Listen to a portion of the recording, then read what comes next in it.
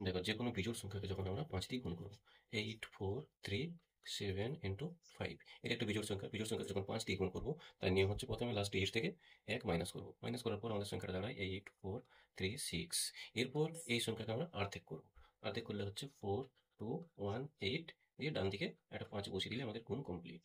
একই রকম ভাবে যদি আমরা 3 6 3 1 ইন্টু 5 করি, তাহলে সেক্ষেত্রে কি হবে, লাস্ট ডিজিট থেকে -1 করবো। লাস্ট ডিজিট থেকে -1 করলে 3 6 3 0 হয়।